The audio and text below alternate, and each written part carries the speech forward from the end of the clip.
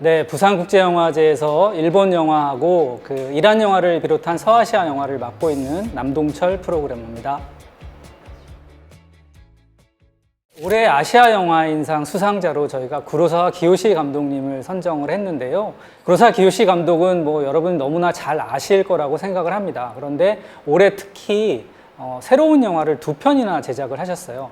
사실상 단편 영화 1편까지 합치면 3편을 제작을 하셨는데 올해 장편 영화 2편을 부산국제영화제에서 선보이게 되십니다. 2편의 영화는 하나는 뱀의 길이라는 영화인데, 이 영화는 1998년에 원래 일본에서 제작했던 영화를 프랑스에서 이번에 리메이크를 한 작품입니다.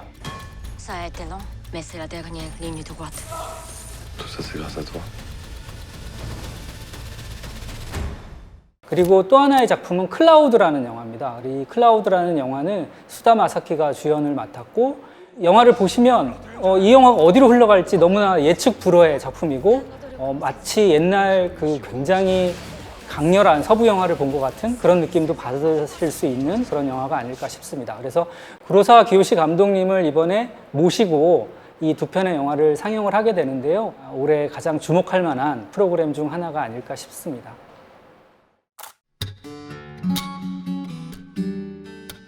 일단은 고독한 미식가가 영화로 만들어졌거든요. 원래 주연 고로상을 맡았던 배우 마츠시게 유타카가 감독까지 하면서 영화, 극장판을 만들었습니다. 그래서 고독한 미식가 더 무비라는 작품을 저희가 야외 극장에서 선보일 예정인데요. 영화제에 참석을 하셔서 여러 가지 행사를 하시니까 관심 있게 지켜보시면 좋을 것 같습니다. 중세를 찍자라는 작품으로 우리가 많이 알고 있는 배우 쿠로키 하루가 주연한 작품인데요. 아이 미타가이라고 하는 영화입니다.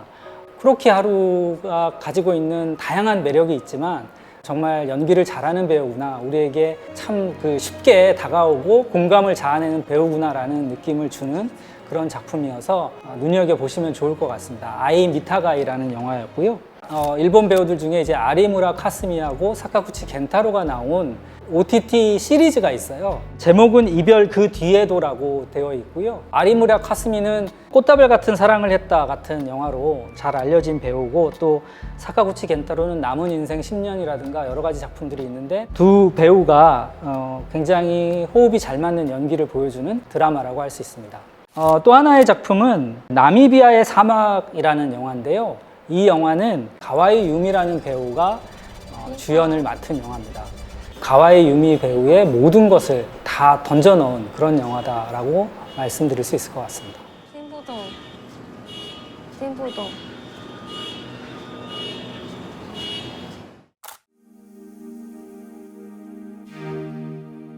네, 올해 애니메이션 3편이 있는데요. 고스트캣 앙주라는 작품은 이웃의 토토로를 연상하면 될 것 같아요.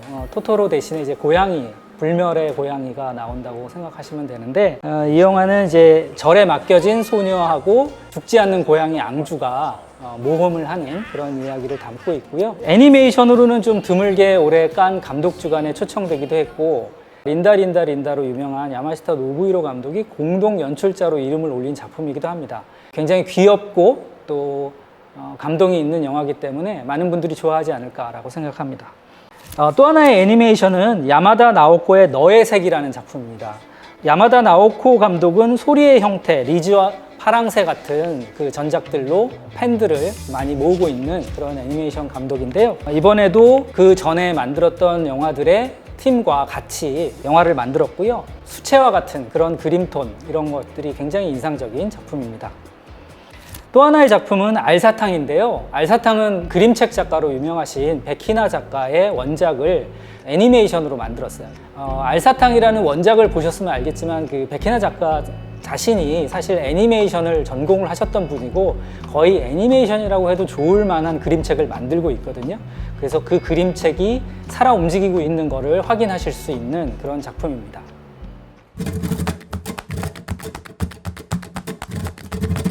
올해 특별기획 프로그램은 이제 10대의 마음 10대의 영화라는 제목으로 10대 성장 영화들을 좀 모았는데요. 야마시타 노부히로 감독이 이제 저는 고스트캣 앙주라는 작품에 공동 연출도 하셨지만 이 특별기획 프로그램에도 또 한 편의 영화가 있습니다. 모래 수영장에서 헤엄치기라는 작품이고요. 이 작품은 고등학생들이 만든 연극을 다시 영화로 만든 작품이에요. 그래서 굉장히 특이한 작품이고 특별기획 프로그램의 취지에 좀 가장 잘 맞는 작품 중에 하나라고 할 수 있겠죠. お似合いやからな。水のないプールで泳げるわけないやん。 또 한편의 영화는 해피엔드라는 영화인데요. 이 영화는 고등학교에서 벌어지는 어떤 억압 그리고 어떤 감시 이런 것들과 그것에 맞서려고 하고 자유롭게 살려고 하는 그런 고등학생들의 이야기가 굉장히 사회 비판적이면서도 현실의 어떤 청소년들의 이야기들이 잘 담긴 그런 영화라고 할 수 있습니다. 또 한편의 영화는 마이 선샤인인데요. 마이 선샤인은 올해 칸 영화제에서 주목할 만한 시선에 초청됐던 작품입니다. 이 작품은 피겨스케이팅 하는 소년 소녀하고 선생님하고의 그 세 사람의 이야기를 다루고 있고요.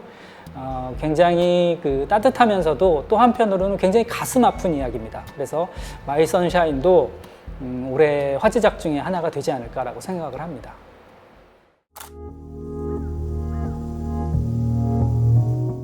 여러분이 많이 아시겠지만 이란의 정치-사회적인 상황이 그렇게 좋지가 않습니다. 그런 과정에서 그 영화 제작도 좀 주춤한 상황이었는데 올해는 그래도 굉장히 좋은 작품들이 몇 편 나왔습니다. 특히 모함마드 라슬로프 감독이 만든 신성한 나무의 씨앗이라는 영화가 올해 칸 영화제 최대 화제작 중에 하나였습니다. 가족, 사회, 종교, 정치 이런 것들이 어떤 식으로 얽혀서 하나의 어떤 시스템을 만드는가 그리고 그 시스템 속에서 어떤 비극이 일어나는가라는 것들을 잘 다루고 있는 영화여서 영화적으로 굉장히 높은 평가를 받아야 마땅한 그런 영화라고 할 수 있습니다. 또 한편의 영화는 그 베를린 영화제 경쟁 부문에 선보여서 화제가 됐던 작품입니다. 내가 가장 좋아하는 케이크라는 영화인데요. 흥미롭고 따뜻하게 시작하고 그런 속에서도 또 이란의 현실 상황에 대한 인식 그리고 그것에 대한 비판 이런 것까지도 담고 있는 그런 작품입니다.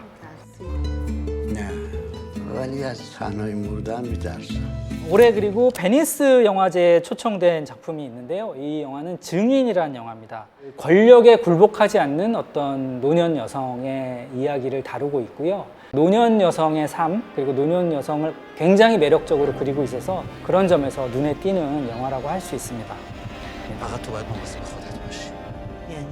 또 한편의 이란 영화는 라나를 위하여라는 영화인데요. 이 영화는 심장 이식 수술을 받아야 하는 딸이 있고 그 딸에게 이식 수술을 위해서 심장을 구하기 위해서 동분서주하는 부모가 있는 그런 이야기입니다. 올해 부산국제영화제에서 월드 프리미어로 선보이는데 선보인 이후에 많은 영화제들에서 찾을 그런 영화가 아닐까라고 생각을 합니다.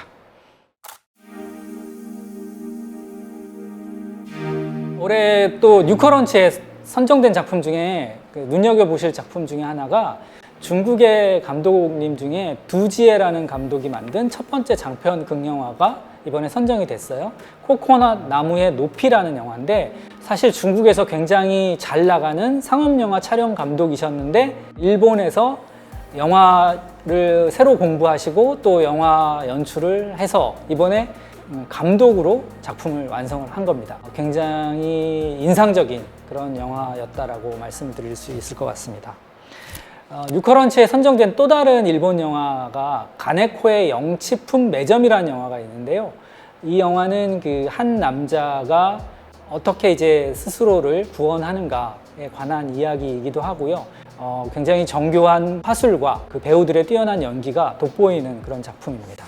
이가라시 고에이 감독이 이번에 신작을 내놓았는데요. 슈퍼 해피 포에버라는 영화고요. 과거와 현재 두 가지를 반씩 접어놓은 듯한 그런 구조를 가지고 있는 영화인데 영화를 보고 있으면 시간을 정말 영화적으로 다룬다는 게 어떤 것인가 라는 걸 잘 느낄 수 있는 작품이고 이가라시 고에이 감독이 아마도 지금 이제 하마구치 유스케 감독이나 미야케 쇼 같은 감독이 한국에서 굉장히 화제가 되고 있는 일본 감독님인데 그 뒤를 잇는 감독님이 아닌가라는 생각이 드는 작품입니다.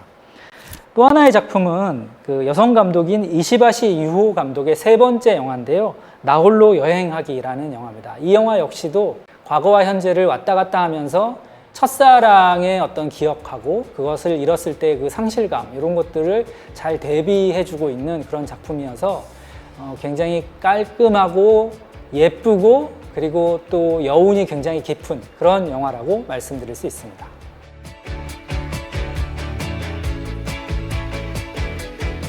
10대의 마음 10대의 영화라는 특별기획 프로그램을 하면서 일본은 이렇게 세 작품을 선정했는데 대만에서는 또 어떤 영화가 있을까라는 게 궁금했어요. 근데 이제 올해 대만 영화 중에 여름날의 레몬그라스라는 작품이 대표적으로 대만의 10대 청춘 영화라고도 할 수 있는 그런 작품 중에 하나인 것 같더라고요. 그래서 올해 야외극장에서 상영할 예정이라고 하는데 어떤 영화인지 저도 너무너무 궁금하고 청춘 영화를 좋아하시는 관객분들의 많은 사랑을 받지 않을까 예상합니다.